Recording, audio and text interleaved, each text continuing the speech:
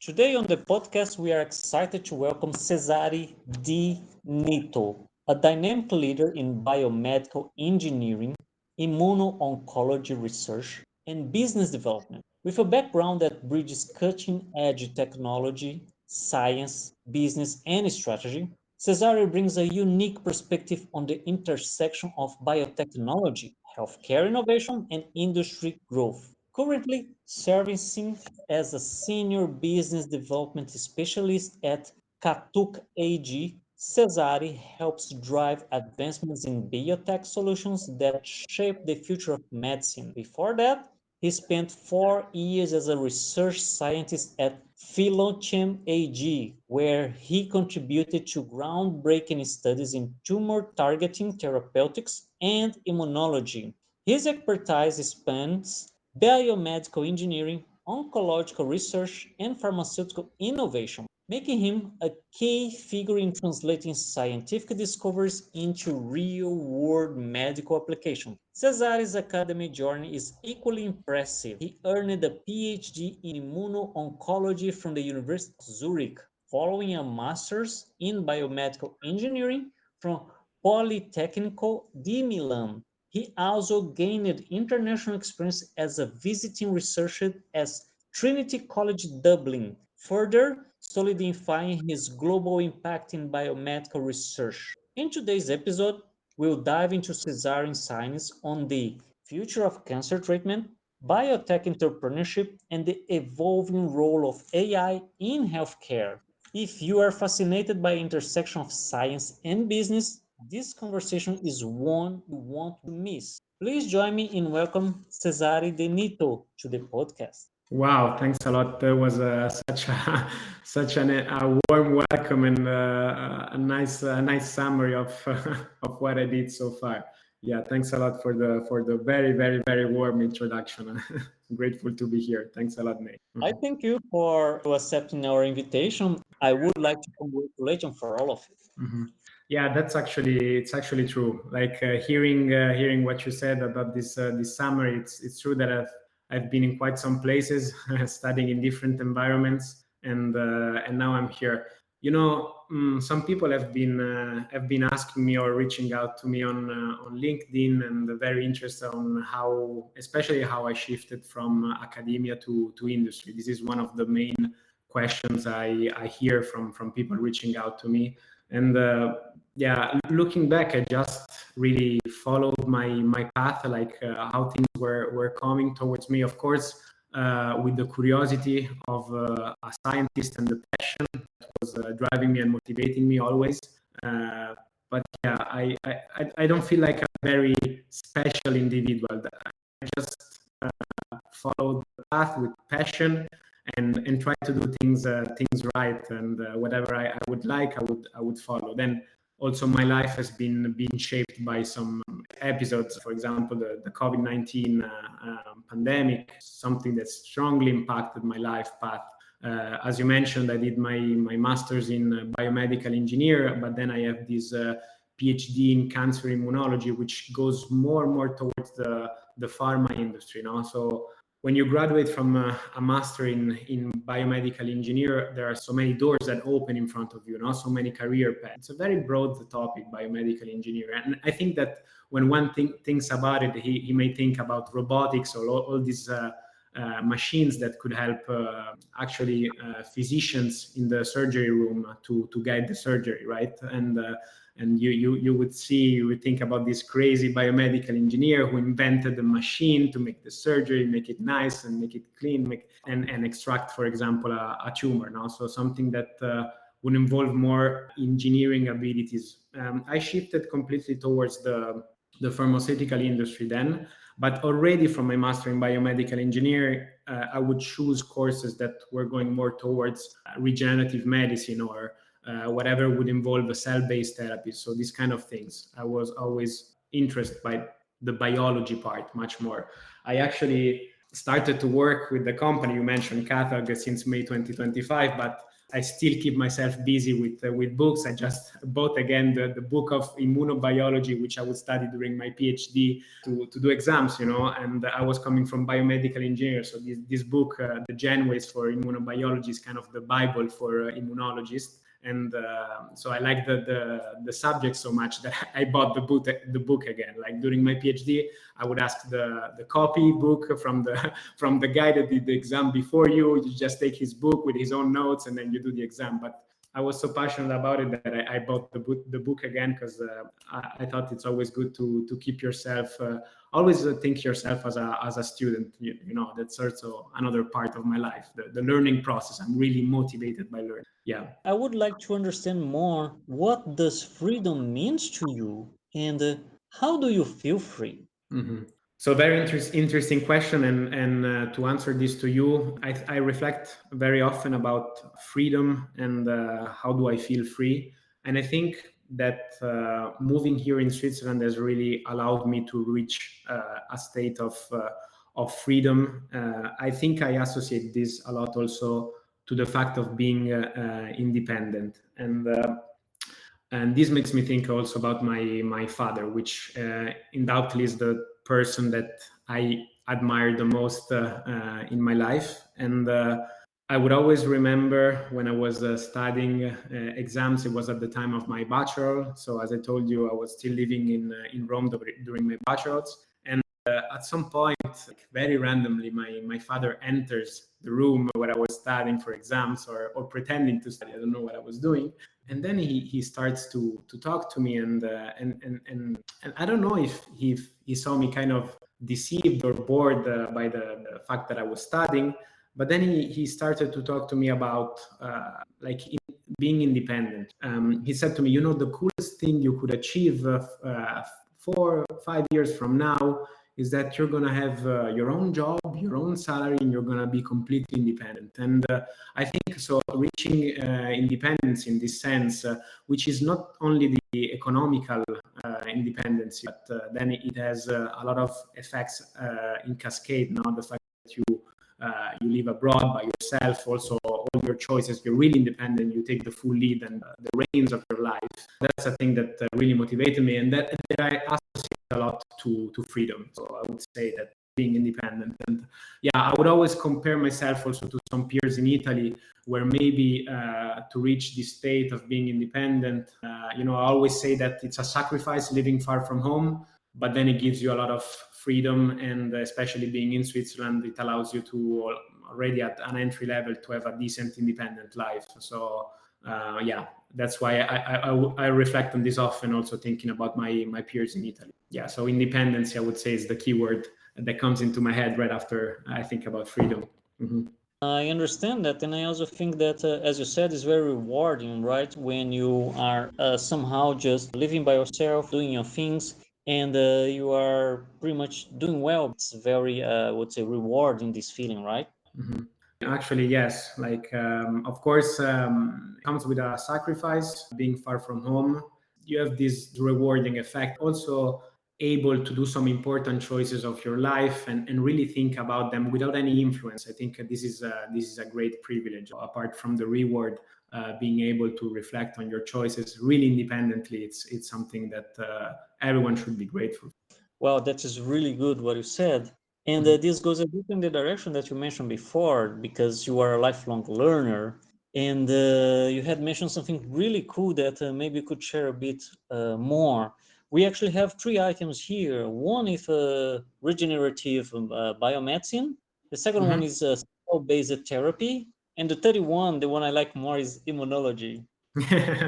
Yes, as I told you, I come from by training, I'm a biomedical engineer, right? But then one would think this guy studied biomedical engineer. He's now doing a PhD in cancer immunology. At the time I was doing the PhD, and now my career also shifted now towards the business development. It's been always my passion, I think, since high school. I think I was really fascinated by biology.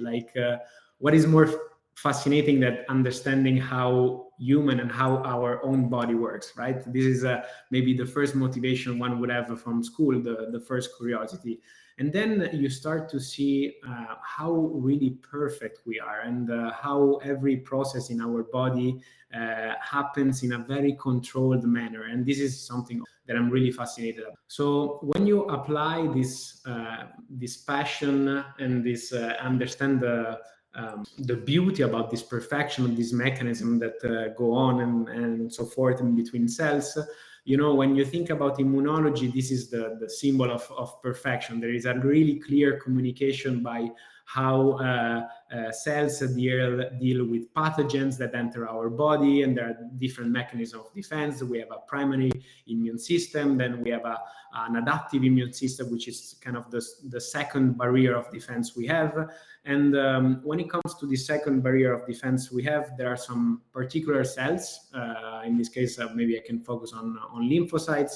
You can divide them in between T cells and between B cells. So if you think about B cells, these are the ones that would generate antibodies, would produce antibodies to neutralize and protect you from pathogens, for example, that penetrate our body, also our skin. And then there are T cells. These are like the policemen that go around your body and try to kill foreign bodies, but also eventually kill also cancer cells. The cool thing about the pharmaceutical industry nowadays is that there is a lot of interest in engineering and empowering this kind of cells. So not only T cells, it goes also to other cells, but let's focus on one. One thing that I'm really fascinated about, and this touch bases on the cell-based therapies, is that now through different mechanisms, cells in our body can be engineered, and you can create these so-called CAR T cells, which CAR stands for chimeric antigen receptors. So imagine that you have a T cell that goes around your body, and it encounters malfunctioning cells like a cancer cells or a solid tumor. These cells have a specific signaling pathway to then that could trigger then the killing of a foreign cell. And what happens nowadays is with chimeric antigen receptor T cells is that you can be able to give like a GPS signal to your cell to recognize a tumor cells, a cancer cells, and then eventually trigger killing. And there are many aspects that affect the performance of T cells. So you not only would give them the GPS to understand what is cancerous and what is not cancerous, but also empower the cell to survive more, to proliferate more, and to have a more aggressive response against cancer. There are many things that are fascinating nowadays in this field, and one thing that is really trendy nowadays is that usually how these cells are built, how these cells are engineered, is that you do this ex vivo. So ex vivo means that you simply take the cells out from the patient, you isolate them from the blood, they are engineered outside your body and then reinfused back. And in this way, you reinfuse back cells that are able to recognize a specific tumor in the body, and that will trigger a positive eventually response. The trendy cool nowadays is that people are trying to engineer the cells in vivo. So you would cut the cost of all the ex vivo manipulation that is done to engineer the cells, and you engineer them directly through inside the body, so in vivo. And this is really, really fascinating to me. It merges a lot of disciplines, a lot of knowledge. We can talk about targeting, because you need specific targeting for the T cells, because these are the ones you want to engineer against the tumor. And then it comes with the RNA technology that also shaped my life through the COVID pandemic. This is the very trendy and cool thing I'm reading about on the pharmaceutical industry. I think it will have a very nice impact. What you hear now is that the industry is maybe capable of generating this kind of technology, but on the scale up and creating a very off-the-shelf medicine. It's very interesting, as you said, it's a groundbreaking when it comes to the level of engineering technology that we have available today, where you can actually do this as you said, in situ, instead of take it outside engineering and put it back into the body. And I think it's very interesting for the persons who are listening to us to understand the level of sophistication that we are getting to here, instead of engineering something outside the body, we are already doing it into the body. Really amazing, because we are talking about a foreign body here, and we are also talking about something have a new specific set of instructions that have been made by people, man-made. Yeah, of course you need the human knowledge and the human mind to in order to engineer this kind of cells, but both if you do it in ex vivo and in vivo. Mainly the breakthrough for in vivo engineering was brought by this positive way that we are seeing now in the field of nanomedicine,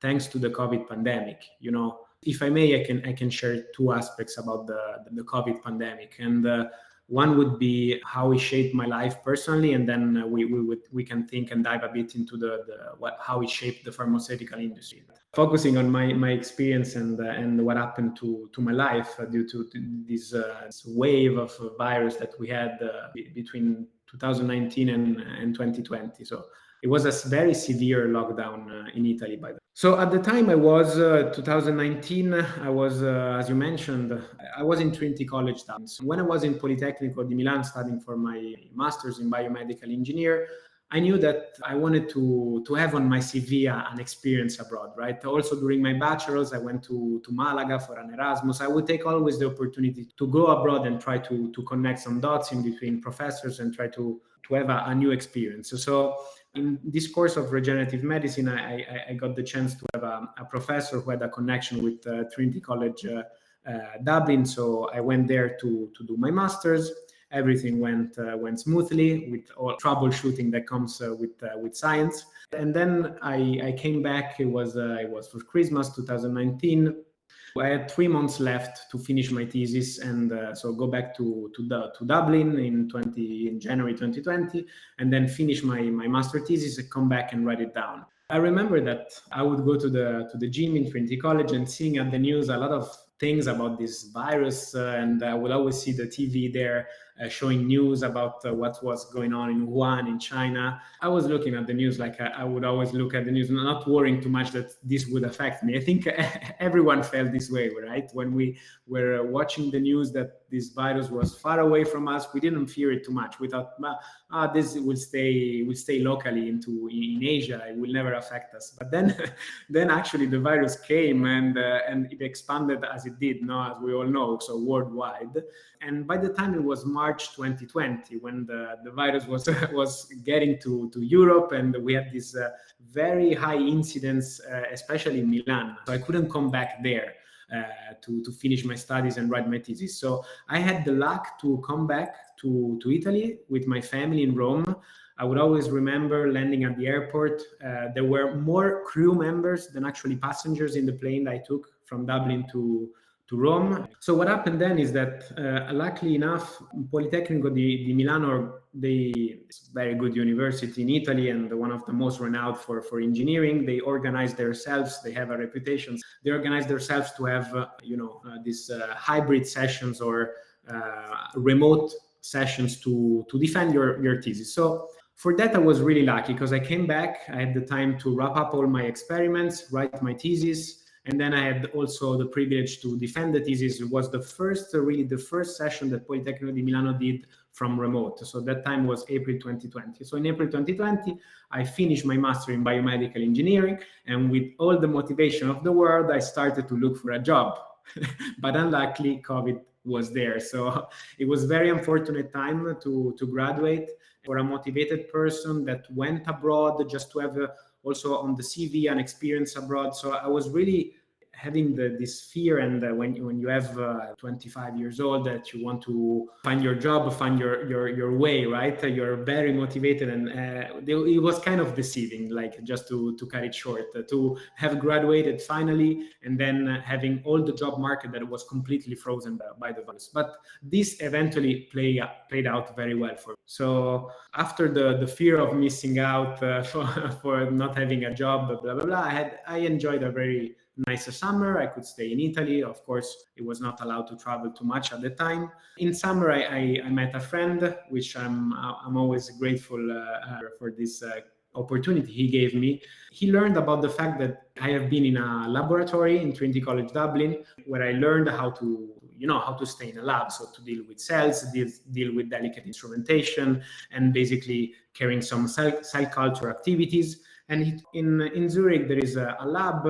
It's actually a lab from a company, Philochem, that you mentioned at the beginning, where you could do actually your PhD. We do industrial PhDs. These are not the conventional PhD that you would do in academia, so with a professor and all the lab group, but you would spend like kind of 80% of your time in the company, and then kind of 20% of time for duties and teaching activities at the university. He introduced me to his boss called Dario Neri. He's the owner of Philochem, a company that is pioneering antibody cytokine fusion proteins, and also now getting stronger and stronger also in the field of small molecules. I won't dive too much into the science. So thanks to COVID, I then had this opportunity, like rushing too much into finding a new job, and then eventually this opportunity came. An important thing to mention is that, of course, in everything in life, there could be a bit of luck. Of course, this opportunity came to me. This could be interpreted as luck, but then you have interviews, and for interviews, you need qualifications. So the fact of being in Trinity College, the fact of having, I graduated very well from the Politecnico di Milano. So also Dario, when he saw my marks from university, he would see the experience I had in Trinity College Dublin. He considered having me, of course, in his lab and in his company. So one thing is luck, other thing is seizing the opportunity, and the third thing is having the qualification to actually sit in front of the person that is interviewing you. You never know, but I think I wouldn't get the job. So yeah, that's why I basically switched from biomedical engineering, totally diving into pharma, because the company focuses on what I was doing during the PhD is basically focusing on some prototypes of these antibody cytokine fusion proteins, and it was mainly focused on cancer immunology, but let's say immuno-oncology, right? Because we were dealing with cancer cells and trying to find cures against cancers. And that's what I did from 2020 up to 2024. I focused on this, on antibody cytokine fusion proteins. I got my papers published. I was really happy. I was lucky also at that moment. During the master's, when I graduated in 2020, I was really unlucky for the COVID-19 situation. Of course, the job market was completely frozen and closed.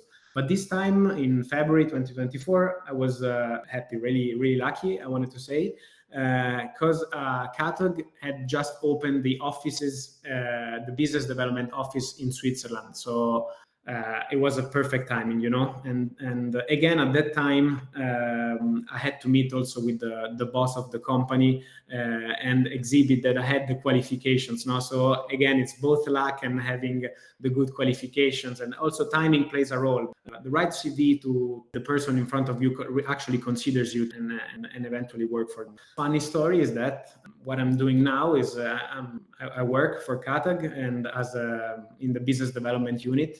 My job is basically to expand the network of the company, getting new clients in. I have a lot of freedom in my job, which is also a very fascinating part. Now I'm selling basically, I'm in the sales part of RNA therapeutics. And the funny thing about it is that is everything connected with COVID. Now I kind of shaped a bit my life towards getting here to Zurich because of the opportunity I had during summer. And then I found this job in RNA therapeutics, which was a technology that when I was during my PhD, when I was studying my things on antibody cytokine fusion proteins and studying all the immunology field, and the world had to understand a new technology to fight, of course, COVID virus. And so the interesting story here is that my actual boss was one of the subject matter experts in developing the COVID-19 vaccine. Everything is kind of connected, right? I always find this thing very fascinating on how like this pandemic impacted my life. I had to switch gears from biomedical engineer to the pharmaceutical industry, and then finally get work for a person that was really important and fundamental for the development of the vaccine. And I was fascinated by the technology as well. Of course, this has to do a lot with immunology and how cells communicate, because how the vaccine works is that you have an RNA molecule, which are molecules that code for a protein, and everything inside of our body works with proteins. And this specific vaccine was encoding for the spike protein in the corona of the virus, and this would eventually elicit immunological response by which the B cells that I studied before will produce antibodies to neutralize the virus. That's the part of my life on how I got until pandemic from biomedical engineer. Then I passed through the PhD, and then after the PhD I started to work for CATUG in the business development bit. So passing from a full scientist to a desk worker substantially. That comes also with other exciting activities. What was striking about the pandemic is the revolution it brought in the industry, right? Because what was born with the COVID pandemic and the vaccine is RNA LNP technology, so RNA lipid nanoparticle technology. And this is one of the booming technology at the moment. It's called also, you can call it also the nanomedicine more generally, in a more general term, everything that concerns nucleic acid therapeutics, right? So nucleic acids are the ones that compose our DNA and also RNA. And these are widely used now and encapsulated into this lipid to be protected and infused in the body and to boost expression of whatever protein and then elicit an immune response to trigger virtually a response against any type of disease. So this is the fascinating part about RNA LNP. And this technology is now being used also not only for vaccines, but also in immuno-oncology, as we touched base before, for in vivo CAR T engineering, because how the technology works is basically that you have a lipid nanoparticle, this encapsulate an RNA molecule, and you can have fun engineering these nanoparticles with some ligands. Ligands, you have to think about a ligand as an anchor to something that which is specific for it. So you would put a tag on your lipid nanoparticle that would recognize, for example, a T cell, and in that way, T cells could be engineered with the information that is stored inside the RNA. It's very, very trendy at the moment, and I think I'm one of the.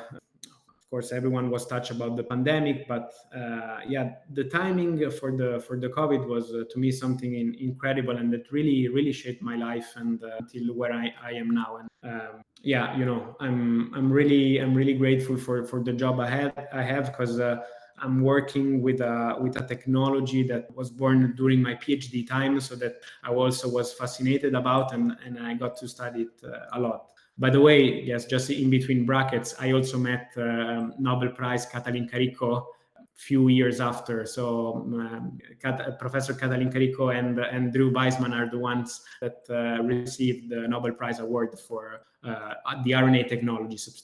Many people think that they got the Nobel Prize for the vaccine, but this is not actually what they got the Nobel Prize for. They got the Nobel Prize because from a famous paper that was published in 2005 in Immunity by Katalin Karikó, where she discovered how to deal with the immunogenicity of RNA molecules. You have to imagine that if you would inject some RNA inside someone's body, this could elicit a very important immune response, a very important inflammatory response that will not get the results you would expect from injecting the RNA, right? So there was a problem of so-called immunogenicity or immune reaction to the RNA molecule. And what Katalin Karikó pioneered together with Drew Weissman is that they discovered that by modifying some nucleic acid, some nucleotides, so these molecules, these nucleotides that compose the full molecule of the RNA, if you would modify those, then you could reduce the inflammatory response and then elicit the results that you would expect from the RNA and get the protein expression. I feel very lucky for the fact that I could touch some star quality people in my life and during my studies, starting from Dario Neri, my first mentor in Philochem. He is a Nobel Prize alumni of two Nobel Prize laureates. One is Kurt Wüttrich, that received the Nobel Prize in 2002, And the other one is Sir Gregory Winter, who received the Nobel Prize in 2018. Yeah, the other nice curiosity is that Lynn Jean, my actual boss at CATUG, she's also a Nobel Prize alumni. She was yes, it's incredible. So I always feel very grateful for the mentors I had, and also now in my career. Particularly, Lynn was the alumni of Professor Shostak, Nobel Prize in 2009. And also another funny story is that the Nobel Prize that was just assigned in 2024 to Gary Ruvkun, he was working very close to the lab of Jack Shostak. So my actual boss would see Gary Ruvkun quite sometimes in Boston, where my boss studied. For this, I'm really grateful that I had to touch some people with some star quality that was infused into them by Nobel Prize laureates. And I think this is very, very, very invaluable. And of course, they also probably shaped my way of working, my way of thinking, and many things, maybe unconsciously, or active. But yeah, many good lessons I would remember from. I would like to congratulate you because, wow, I see here lucky, I see here opportunity, I see timing, and wow, I just expecting the day that will come where you are going to be the one to win the number. You are already in a really good field, as you mentioned. Unfortunately, or not, but I would say yes, unfortunately, because of COVID and that global pandemic, what we have in a very short time, not only you, but many other people need to adapt. And in your case, you did something very radical because you are focused to another field, to another area, and also you get to know more things, you get to work in that, and you are part of the solution that was brought into that very big problem that we have everywhere. We really need vaccines in a short timing, and we have problems related to logistics. We have problems related to materials to produce the vaccine, and not only that, as you mentioned, we was experiencing for the first time a RNA vaccine that in the experiments and the things that we had done before, if I'm not mistaken, back in 2004, as you mentioned, yes, it was successful. But right now, we was facing a global situation which we did not test for. Yeah, it's really impressive what happened with the COVID-19 pandemic. I think there are some very good lessons that humanity learned. So there are two aspects. So one that we touched on the technology that was developed, right, with RNA, and the other aspect is the way of working. This changed a lot, right, with all the people working from home and the smart working topic. This is huge. It's something that really changed and shaped the working industry a lot. I remember during my PhD, because that was right after the pandemic, right, when I started the PhD, and I would remember people not working in the lab telling me, why don't you go smart working? And I would tell them, hey guys, I need to work with pipettes and with mice in the lab. I cannot do it from home. I mean, this for me, it's something I cannot really do. It just doesn't work. I cannot run experiments from home. So that's very dangerous. So I must go in the lab. Always kind of been jealous by people that could work from home. Even when writing my thesis, I would go to the lab because when you work in a lab, it's like being in a team, right? You have your lab mates, and you have also instruments that are assigned to you. Everyone has his instruments duty, right? I had the autoclave, for example. I was the guy of the autoclave. Whatever would happen to the autoclave, I was responsible for it, even if it was done by someone else. So you want to be there for the team and to show that you still carry your basic lab activities, even though you're writing your thesis. So I am in a position now where I enjoy working from home because my contract is a fully remote contract, by the way, which gave me a total new way of thinking about life and work. It's something very mind-blowing now when you work in a lab and then you receive a fully remote contract. It really changes your life. At the beginning, you have also this kind of crisis of not being a scientist anymore, right? Not making things with your own hands and being in control of your experiment. But then eventually I would also appreciate the impact I can have on science. The thing I'm really happy about my job at the moment, apart from the condition, is that I really still get very much in touch with scientists that are developing new technologies. If I can mention something else, you also touched a very important topic. You said a very important word, which is logistic. And logistic was something really fundamental during the pandemic. It's actually the topic behind logistic, all the struggles and the bottlenecks in logistic are the reasons why the company I work for was built. Just to give some background, to generate an RNA molecule and then encapsulate it into an LNP, everything starts from DNA. You have a so-called plasmid, so it's a circular DNA loop, let's call it like this, to make it sound more simple. And then from the plasmid DNA, you would cut it, so you linearize the loop. And then this linearized DNA would go into a factory to do the so-called in vitro transcription. The in vitro transcription uses the linearized DNA template to then generate the mRNA molecule. This mRNA molecule is very unstable, so you need to encapsulate it into LNP. So then the RNA would travel in another factory and be encapsulated into LNP. So you see there are three important steps. One is the plasmid, the other is the RNA, and then finally you have the lipid nanoparticle. And imagine to have a logistic where you have to travel from one factory to the other, it becomes a mess. And so people receiving the sample to do for example, the in vitro transcription of the RNA or to encapsulate the RNA at the end of the process will not be under the same roof, right? So this could lead in a lot of bottlenecks in the logistic and a lot of also time wasted, for the samples to travel from one factory to the other, because one was more specialized on the DNA, one is more specialized on the RNA, and the third one is more specialized on the lipid nanoparticle encapsulation. So the company what I work for, CATUG, was built under the idea of solving all these bottlenecks problem. And under one roof, we have the experts from the plasmid DNA, we have the expert for the RNA, and we have the expert from LNP. And eventually these people are very high qualified people that worked also for Moderna, the very famous company for the development of the Moderna vaccine, of course, with the SM102 formulation. And then the other was from Pfizer BioNTech. That's the idea behind the company I work for. So to have a fully integrated factory to generate RNA therapeutics, which is what we call nowadays in a more extended manner, all the nucleic acid therapeutics. So you said something actually very, very, very true. Moving in a different direction, during all of the situation of the pandemic, we had time to stop our life because in most of the cases was interrupted actually because of the whole situation and all of the adaptations that we have to pass through. And most of us, we had a significant amount of time to think about it and see things in the way that we are doing and all of the other things that we are missing. And this brings a lot of reflections. So I would like to ask you, what does aging means to you? What does aging means to me? That's a very interesting question. Actually, a question that we could reflect on during the lockdown, right?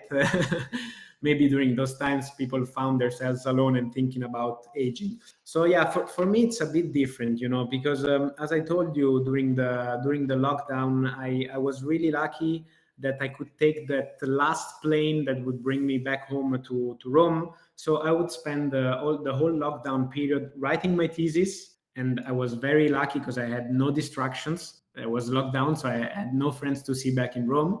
I could write my thesis, and then I would stay in the same house I have two siblings, my older brother Enrico and my younger sister Margherita, and my parents. And we lived the Italian life during lockdown. Like, people imagine that we were making bread and pasta every day, kind of like this, but it's not that we became a pasta factory or whatever. No, basically what I want to say is that I really didn't have this time to think in a very calm place where no one was there and it was me and me only. I had the luck to be with my family. Of course, the pandemic made us reflect a lot on what happened. There is a famous video of Bill Gates in a TED talk that was anticipating all this. He would claim that we were not ready for the next pandemic, that video boomed a lot after the pandemic, of course, because he anticipated that. And this is what the star quality people are made of, right? Anticipating the future, anticipating trends. This is what makes people successful in the industry eventually. And then we all watched The Last Dance on Netflix. That was also something huge during the pandemic, for sure. The story of Michael Jordan, actually very, very motivating for me. And about aging, I'm reflecting actually about it more now than during the pandemic. I'm in my 30s. I just got my PhD 1 year ago. And one funny answer would be that I don't have the body I had when I had 20 years old, where I could go out with my friends and be super fresh the next day. These are the first things that make you think, hey, man, you're getting on your 30s, so you should take care of you. And the body is not the same anymore. And I'm also really passionate about all these trending topics about longevity, doing cold plunges, that people have all sorts of idea about longevity. So what I advocate, and I always care a lot about, and I'm very careful about it in my life, is now not crazy hacks or whatever. I think that once your body starts aging and you realize that you need a regular life to make it perform, I think some invaluable things are sleeping. I think sleeping is the first thing that people don't consider too much, but it's so important. Nowadays, we forget totally about it. We want to be these superheroes, like I sleep 6 hours, I work 9 hours, and then I go to the gym, and then I go out with my friends, and then, no, this is unsustainable. I'm thinking about the sustainability of my life, right? Sleeping comes into play. Of course, eating well, keeping yourself active, right?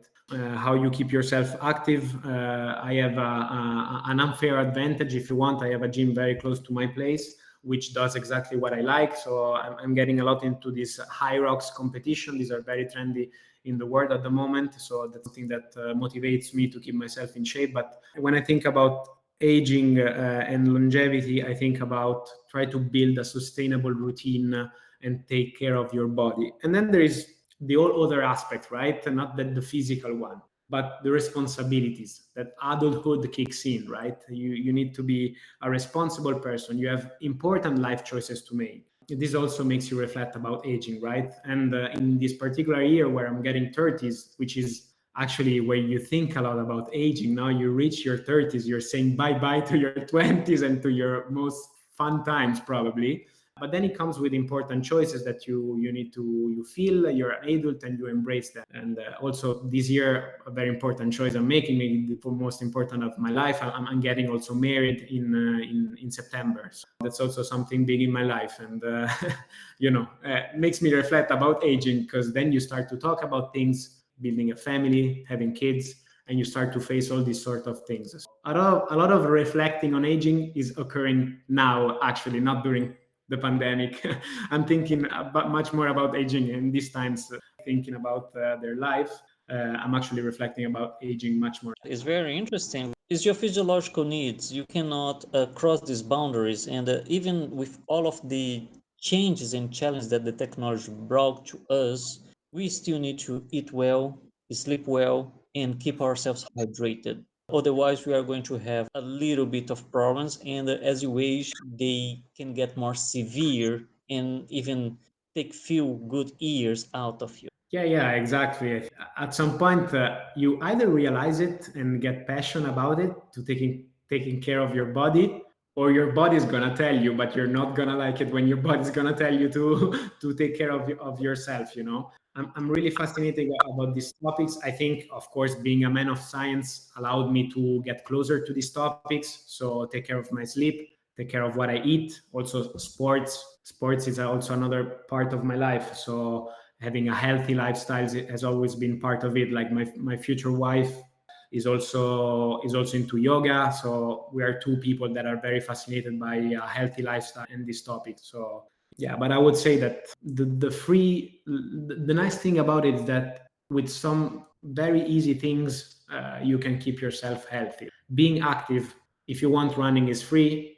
Sleeping well, of course, you need to have a home and a bed, but and a comfortable one. but sleeping is something free.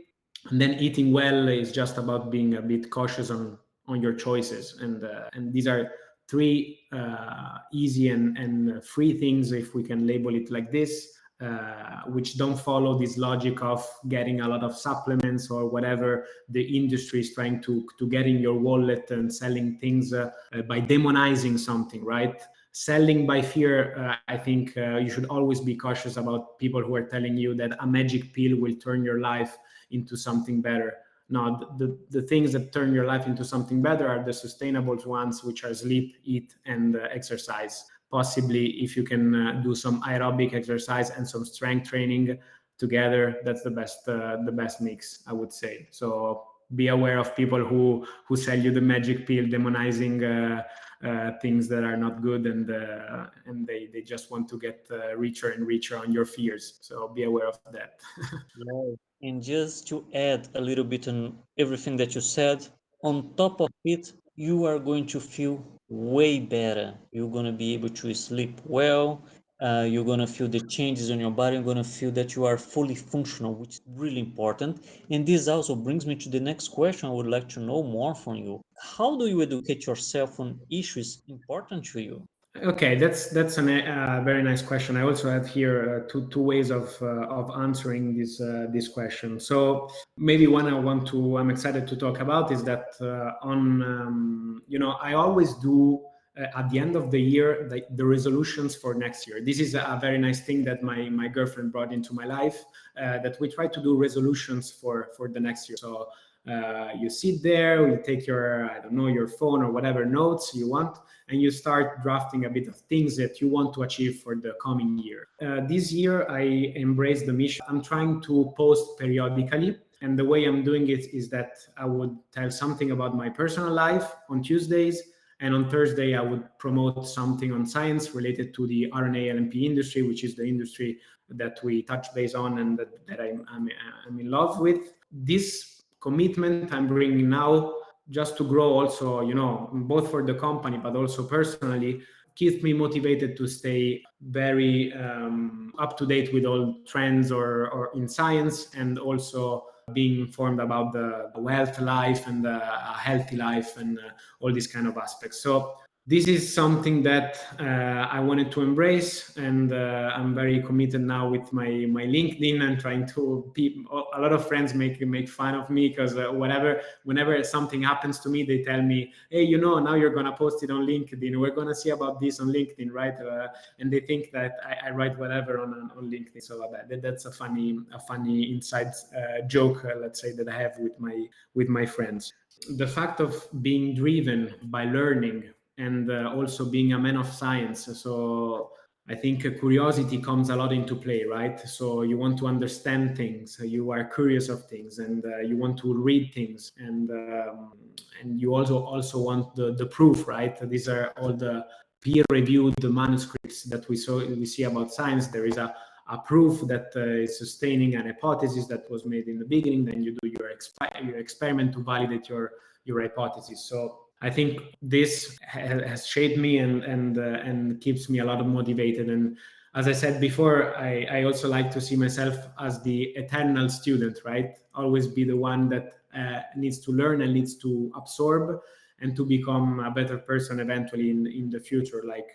And not having also, one thing I want to mention is not having fear of despite the age you have, don't be afraid to ask questions. I'm always the one that would ask questions anytime. If there's something I don't understand, even maybe it sounds very trivial to the person that is next to me, but if I don't understand it, I'm not afraid of raising my hand and trying to understand the topic.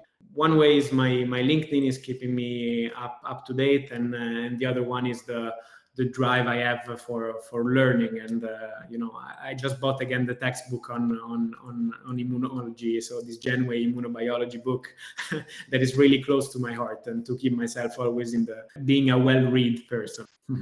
Very good. Once we are working with science, we have hypotheses. So it means that we do believe that something it may or may not happen, and we need to prove that. In order to prove that, we are going to run experiments, and those experiments, they are mostly empirical. And not all of that, but we have the scientific methodology, which means anyone on the world following the instructions like a recipe, they will be able to reach out the same results using, of course, the same conditions that you did, that you are going to describe. And this helps us to understand that by trying out things, we are going to have quite a lot of failures, quite a lot of things that will just not work that out until we figure out that, hey, because of this or because of that, there is learning in there. However, until we succeed in for a certain problem, there are many tryouts.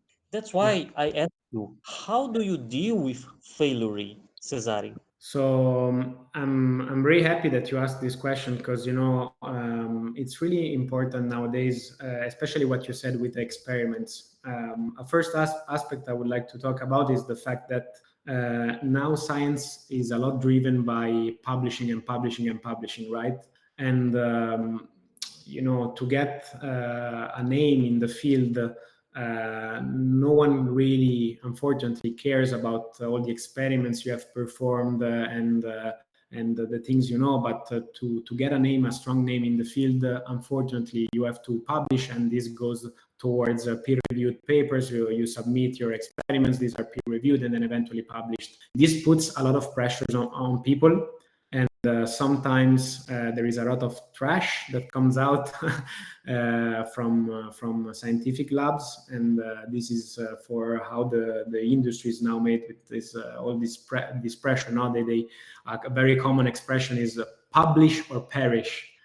Which is an expression to say if you don't publish, you won't get a solid name in the industry. But on this, I would like to encourage all the scientists that will listen to this, that this really doesn't matter. It doesn't shape you as a scientist or as a person.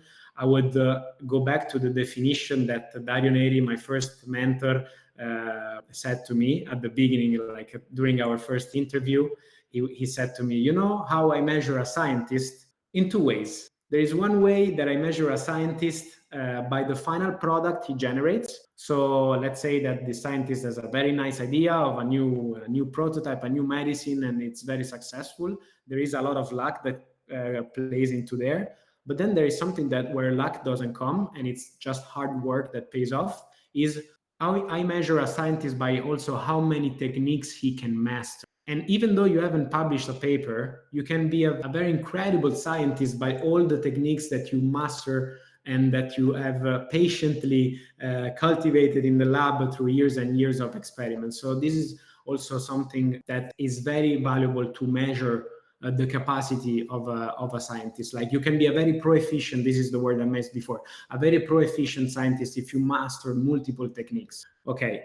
But we were talking about failures, and this is very important. It's something that touched my life very often because I did a PhD. A PhD without failure, I would say it's not a PhD. There are a lot of failures during a PhD, and you have to face failure quite constantly. You know, you have experiments to do, they don't perform well, especially when you work with living organism like cells or mice. It's something that you really not fully control. You know, they have their own life if you want. So a lot of experiments can fail, and as you said, the magic word here is learning again, right? Because of failures, if we are not deceived from the failures we face, of course, if we fail multiple times on the same thing, it can be very, very frustrating. But the important thing is the learning experience, right? When you reflect on the error, you try to understand from your mistakes, you fix the experiment or whatever you have to do, you change a bit something, and then eventually you are successful. So the magic of failures, and people should talk more about their failures with their colleagues, because it's all, you learn from a story and you eventually grow. And we shouldn't feel this fear of failing, right? We should also try to embrace failure. And something very interesting, actually, that I saw recently, it's like a very interesting visual now. I saw a panel where there was a red cross that would represent a failure, and there were let's say 15 red crosses. The last part was the success, so with a very nice green dot that would represent success. And it was written on top of the post, like how many red cross are you willing to go through if you would know that at the end of it there is a success. So mainly the question was how many times you would be willing to fail if you knew there was a success waiting for you at the end. And so the answer of whoever looking at the visual would be, I would like to fail very fast in order to reach the success even faster. So this tells you that through failure, then you would eventually reach success. I think we should embrace and talk about failures much more and see it as a way, as an opportunity to grow. During that PhD is very frequent face failures, in the lab, especially what I did in the biotech industry, you face failures quite a lot. But then you can also face them in your work, right? To expand a bit my answer also on people who are desk workers. I think I'm in a very privileged position where I'm able to fail without so many severe consequences on my job. And, from an ambitious person that changes his job from a PhD that was more or less successful, you start a job where you get a lot of rejections by email, you are being ignored by your potential lead or potential client, you lose deals, and this can be all deceiving, but it's all room and food of thought to improve yourself. And then you would write another email that is more successful, so you would avoid being ignored. You would know how to treat a client in order to get the deal in your pocket. In every job, I think everyone faces failure, but the important thing is to always extrapolate the learning experience and then grow from there. Like I would associate failure to growth. I understand, and I think in a very similar way, because actually the failure is actually the path. We do not learn much from the success. We learn way more from the failure because it's a better teacher. It's showing you clearly this is not the way, this is not how you should be doing, and this is not the direction. And when you adjust and listen to that feedback, you will get to the success. And the success is just say it works. Yeah. uh, Considering, of course, the success, the opportunities, the failures, and the lucky part, who has been the most influential mentor in your career and how, Cesare? You have heard that from the last questions that I was very lucky with my mentors, right? I think there are mentors that really prime your person, and these are your personality, and these are probably the teachers you have during high school. I think they have a very strong impact on you, right? You have a very young age, and they are kind of shaping you. So from high school, I would remember some professor that really have built this idea of being a disciplined person in my life, and this is not only for high school, but I believe also that when you have a coach, it can really be an important mentor in your life, like in terms of discipline, the discipline you build. Going then towards my career, I told you about Dario Neri. He has been Nobel Prize alumni of 2 Nobel Prize. And then my present boss, Lin Jin, she's also been Nobel Prize alumni of Professor Shostak. So all people that had this star quality and that have infused in me some very, very, very important lessons. But if I have to come back to, maybe this sounds trivial for some people in the who will be listening, but I think that the most important mentor in my life, it's actually my father. When he entered that room when I was studying during my bachelor, and he said to me, the coolest thing you could get, I was then on my 20s, I don't know. He told me, the coolest thing you could get is being independent. And being independent means that you are taking the reins of your life with your own hands, and you are independent of all your choices and independent from all your decisions in your life. So he infused in me something that I understood from that point on, that it's not that I changed my personality all of a sudden, but from that point on, I grew a sense of responsibility that pushed me to do things in the best of my capabilities, And I think that through pushing this way, he taught me how to be diligent in my studies, and then eventually until getting my job. So Another important lesson that I got from him is that we have to think about ourselves, right? When we receive an education, we need to be very grateful about it. And having the opportunity to go to university, having the opportunity to do a PhD even more, it's really a privilege. So when you think about yourself, you should be motivated only by the fact of having these opportunities. Do not throw your advantage away. This is very, very, very, like a very big waste if you do. So think about the fact that it's what you're doing. It's really a privilege. When you get to study, when you receive an education, it's really a privilege that you cannot throw away. There are people who struggle to pay for scholarships or to pay for maintaining their life during a PhD. I'm thinking also about PhDs in Italy, which receive a salary that is completely ridiculous to sustain a life. And so you have to be grateful of the opportunities you have, and not throw your advantage away. I don't want to look like a broken record repeating this sentence, but I think it's important to be conscious of the privilege you have, and then use them to shine and not waste them away. Yes, I totally agree with you about that because it's pretty much a consensus. Our parents, they provide to us way more than what they had. They pass through different challenges. Yes, you are passing through challenges for sure that are not the same.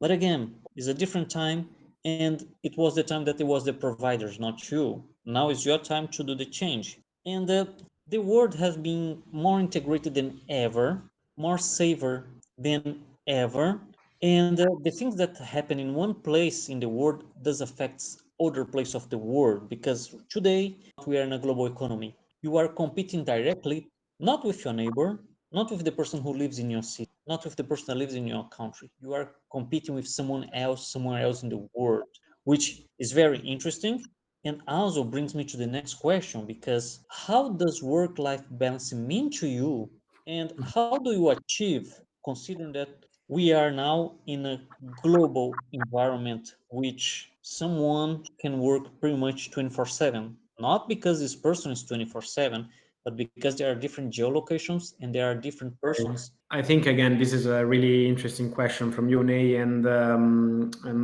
as we said, it's everything is very connected to the COVID-19 pandemic, right? And how it shaped the working industry and how people are now finding themselves working from home. So there is something that very delicate that you said. It's not. I maybe don't feel too much the competition of being in a very interconnected world, but what I feel is that by working from home, which is what I do now. I have a fully remote contract, as I said, and there are some lines that you need to strongly adhere to, and these are the lines between work and life, of course, right? Working from home, these lines become very blurred lines, and you risk to keep working and find yourself from 8 in the morning to 8 in the evening working at your desk, and this can be very dangerous when you work from home. You can lose your boundaries between the work and life. So this is something I think that is very dangerous, and someone should be responsible of his own time and really set boundaries. If we can manage the two things we like and things we have to do, it's the best scenario, of course. Something delicate is to set boundaries between your work and your life. The way I did it, finding myself from working in the lab to working from home, I had the time to reflect a bit on my routine and embracing a new way of living, right? Because my life completely changed. So I had to wake up, dress up, go out, go to the lab, stay in the lab, and come back home. Now I just wake up. I'm in my apartment, and actually this room from where I'm talking to you is the room where I work. I have a double screen here. Recently, I also had discussions with my girlfriend. Maybe you're working too much in the evening, so again, these blurred lines between work and life. The way I achieve a very good work-life balance is that I know things that I enjoy, which is doing sports and keeping myself active. And something that really changes my week is not only scheduling the work, scheduling the meeting, but I think one should take the time to schedule also the things that we like, right? So to me, it's very important to schedule also my time, my gym, my workout time, right? My running time, my training time. So that's very important to me. I often wake up and the first thing that I do is to go to the gym. I try to hit the gym at 7:15 in the morning, and then at 8:30 try to be on my desk, 8:39 try to be on my desk and work. And this gives me kind of a nice rhythm. And apart from it, like the gym and work, we should also schedule time. And this is something that my friends, sometimes they are puzzled that we do it, but also with my girlfriend, we try to schedule also like a dinner. We need to know that that day in our calendar, there is a dinner out or something with friends. So we try to do this in a very tighted way with our calendars. I think with a phone, with a smartphone now, it's very easy. So it's actually not something that I'm crazy that I'm doing it. So it's something very easy to achieve. And also, as we touch base on longevity and healthy lifestyle, I think one should also, to sustain all this and very balanced work life, you should also schedule your sleeping time and being very regular and stick to it, right? Usually, the time for me to schedule the week, it's either on a Saturday evening or a Sunday evening before the week starts, sitting down, looking at my meetings during the week, looking at how I scheduled the gym that week, and then this helps me to keep a kind of regular life and to not confuse too much the lines between work and life. But of course, more challenging for who works from home. Being physically in a place and get out from the place, it's like connect and disconnect, right? It's much easier. When you work from home, you have to manage your own time and you need to be fully responsible of not blurring these lines too much between work and life. To cut it short, organize not only your work activities, but also organize whatever you like, and then involves things that you enjoy doing, because it's fundamental. Otherwise, you get too much confusion between work and law. That's what I do, at least. Thank you very much for that. And I agree with you. It's very difficult to dissociate and split apart your professional part, your personal part, mostly when you are working in your own environment, right? As you mentioned, fully remote. And this brings some challenges. And now I have a curiosity, actually, is one of the hardest questions I'm going to ask you in this episode. Are you ready for it? Yes, I'm ready. I think I know where we're going. The question is exactly, how has technology changed your job? RNA, tech, AI, next. Of course, this is a question that I feel a lot, right? Technology. How has technology changed my life and shaped my job? Really much would be the the short answer. Like technology has shaped my job and my life really much, because we talked about the COVID pandemics and this booming of the RNA, LNP, and nanomedicine technology, and which is something I was really fascinated about during my studies. It's something that it's a technology that was really boosted during the time I was doing my PhD. So I was really studying it and being very fascinated by it. And now I found myself selling RNA molecules and providing them, supplying them to scientists worldwide, which is very, very nice too. That's what the part I enjoy the most of my job is, actually talking about this technology and helping people solve their problems and supply them with the material they need to carry on their experiments and push some good candidates through pipelines of companies. That's regarding the RNA LNP technology. It really changed my life, and I'm grateful to work for this type of industry. And then, of course, there is the big boom of artificial intelligence and all the large language models. Yesterday, I was at dinner at some friend's house, and one of my closest friends there, he studies mathematics, like he's a PhD in mathematics. We were talking about all the large language models. Like people might be more used to ChatGPT or DeepSeek or Claude is another artificial large language model I use.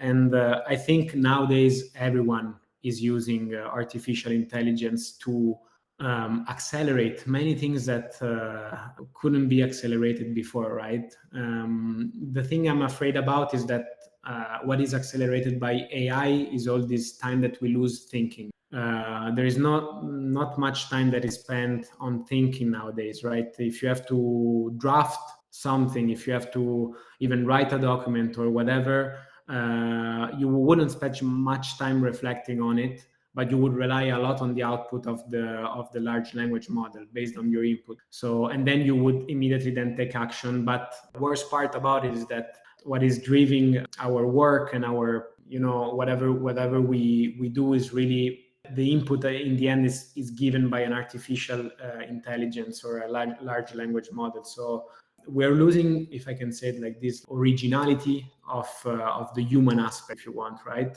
So that's the dangerous part. But in terms of technology, it would be really crazy thinking about not or forbidding this type of technology, because if you basically don't use and don't rely on this tool, you really lose an advantage on competition, and is boosting productivity in a level we haven't seen before. I think it's embedded in everything we do. It's embedded also in drug discovery, if you want to talk about the pharmaceutical industry. So I mean, AI is everywhere, is shaping everyone's job. I think this is the answer I would give. And the two technologies that changed my life mostly are RNA technology, together with RNA and LNP technology, and all the booming industry in nanomedicine, and the large language models that are commonly used each day by workers across the world. Thank you for that. And you mentioned very important things that I have a similar impression as you. Our critical thinking is suffering a lot, not because of AI itself, but it comes as a commodity, right? You don't need to spend time figuring out or even thinking much about something. And it's exactly when you are not using your critical think, because if things doesn't make sense or not, you not really evaluate them. And then it comes the part of the drug discovery, as you mentioned, that we have a new tool, that is the AI, that is pretty much autonomous tool that can be there 24/7, figuring out things or figuring out ways. Then we go to a different strategy. About this precise topic, what you touched base on, I'm not really an expert. I'm not a programmer, so I'm not as expert maybe as you on artificial intelligence and large language models. I'm also, like COVID technology that was developed during our times. I'm also fascinated by AI because it's being developed during our times. Again, the curiosity, it's there, and I always try to keep myself up to date, even though I cannot understand really everything. But the way artificial intelligence is helping a lot on the pharmaceutical industry is with drug screening, right? Imagine that what is called the in silico screening, and when one's referred to in silico, is basically doing this and trying to simulate a process, and so basically you can do this with computers. This is what in silico, what people want to say with in silico. So you can, instead of doing this in vitro, which is doing the screening on cells, you would do it in silico. So you could run something to simulate an outcome. You can carry out your drug screening. I think this technology is boosting a lot also there, all the discovery process, which often is very expensive, is carrying a lot of the costs, thanks to this in silico simulations that you can run instead of running them in vitro, which requires a lot of consumables and reagents and cells, So this is helping a lot to accelerate the discovery. You can get the good part of it. You brought something really good, and you explain a little bit more about how the screening is happening with the help of AI. Cesare, how has your career identity evolved over the years? So it has evolved really much in the recent years, because before I was a scientist, and as I said, the smart working for me was impossible. So I had to go in the lab, running my experiments, and do whatever you're supposed to do during a PhD in the biotech. And then my life completely changed, because I became from a scientist, full scientist in the lab, to a desk worker, let's call it like this. And my life has changed completely. At the beginning, you face a bit the struggle of not being a scientist, not being able to generate some intellectual property by yourself, not being the one who's doing things for the first time, because this is what the PhD is all about, right? Running experiments that no one has done before, and being always at the brink of knowledge, and with your own hands being able to see, to touch, and to see the results. And so when you step back from the lab source and you find yourself working on your desk, it's not like this anymore. So you face the struggle of not generating IP, not being the one generating knowledge, right? But the cool thing is that with some time, your new position, and then you start to see also the values that my job now has on science. So, and as I said before, the best part of my job is that I still get to talk with a lot of scientists and be very close to new discoveries and helping people by providing them materials to run their experiments and to help them discover new things. So I see also the beauty of my position now, with similarities to what I was doing before. So there is always a brainstorming with our clients on how to tackle a problem and how to solve it and how to develop the precise molecule for them. Because that's the cool thing about the RNA industry, is that it's very modular. According to the problem and the protein you want to express, we can adapt the RNA molecule to do so. It's a very modular field, and I get to talk with oncologists or people who are more active in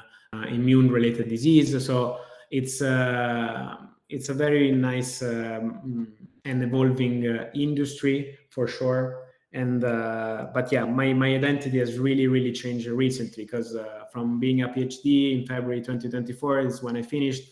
Then I completely stepped back from the lab, and now I'm a full desk worker. But I see the beauty of both. That is very good, and show, as I mentioned, your resilience and also your adaptability to the challenge that is imposed and of course face in everyone's lives. And I believe that you had done very well. I would like to congratulate you for that. And our next question is, what do you believe is the key to having a successful career? I believe this is the very tough and maybe the toughest question you asked me today. So yeah, it's no one has the secret recipe, right, for the successful career. It's every story is an individual story, and many fascinating stories of entrepreneurs that come into my head. But I think about when you ask me this question is something that I would recently tell or ask to my boss, right? Which is someone I really admire. Like she has been a Nobel Prize alumni, as we said before, of Jack Shostak. She started to work in Moderna.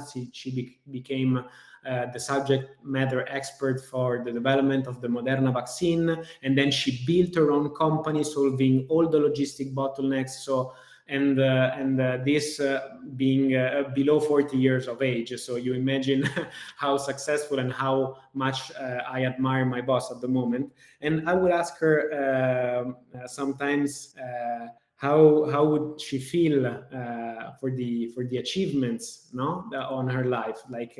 I would always say that she has an incredible career, and she should be very proud of all the achievements. And then she answers to me, you know, I haven't reached nothing in my life.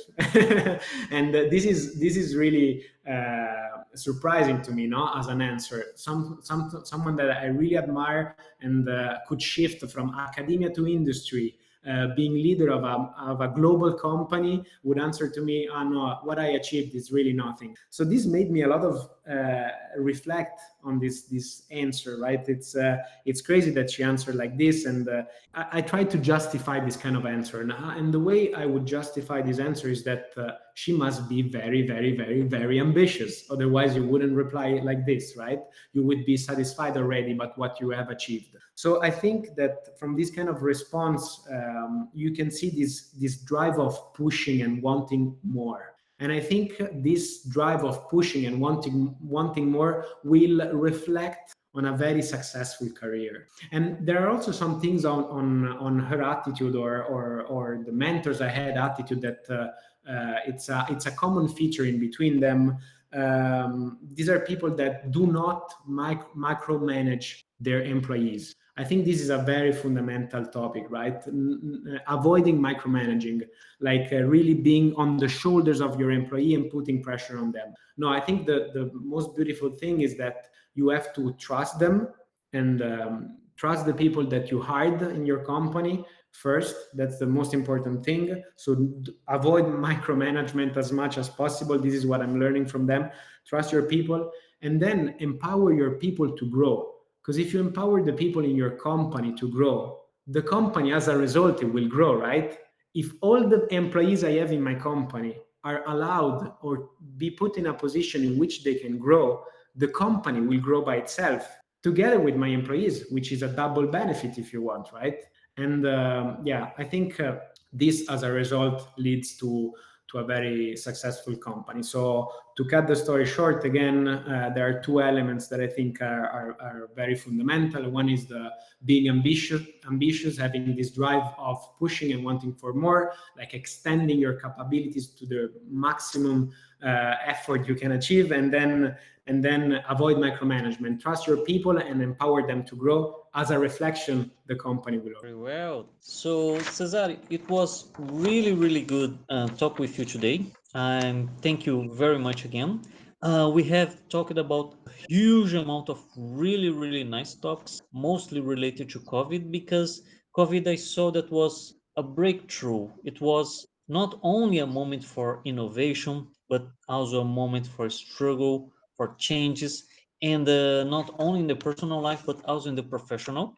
And I really like the answers and the way that you dealt with the situation, considering the moment and the position that was in your career and also in your life. I would like to know if you have final thoughts. Well, it was really nice to reflect on all these aspects that touched my life. It's true that we rush into things too much, and we never have this time to reflect on actually what we have achieved. And we should look back at our life and be proud of what we have achieved.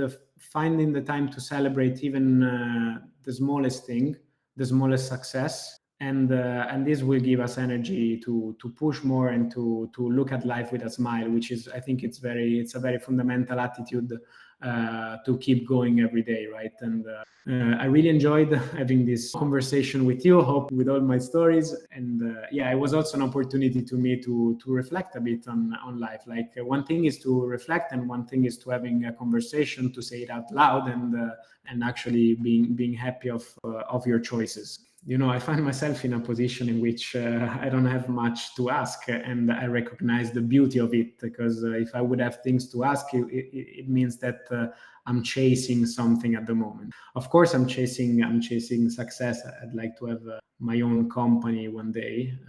Still not focused on the topic, but maybe I will just say that I'm open to speak and to connect and to. Thanks a lot for having me today, and I think it was a great opportunity to speak with you. My name is Cesare Di Nitto. I hope you appreciate my story, and my story has been shaped by all the encounters I made in my life and the people I met. So I believe that networking plays a strong role in your life and in your career. So if you want to talk with me or meet me on an event, I'm happy to receive an invite and meet more people, talk about our stories, and get to talk also about our failures that we touch base on during this podcast, and what are the key lessons that we all received in our lives. I believe there is a magic in meeting people and talking about our own experiences. So I'm really open to meet you all and have great conversation. Thanks a lot.